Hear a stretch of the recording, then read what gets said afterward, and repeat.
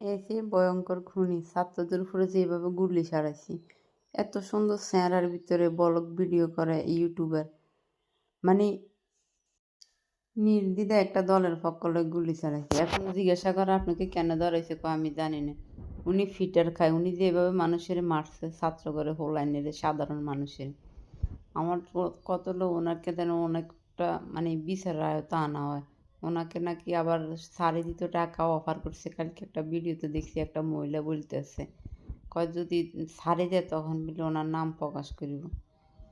তো এভাবে মানুষের সুন্দর চেহারার ভিতরে আসলে ভয়ঙ্কর জিনিস লুকিয়ে থাকে। আসলে উপর দিয়ে দেখতে সব কিছু সুন্দর হলে হয় না, ভিতরে আসলে অনেক খারাপ কিছু থাকে।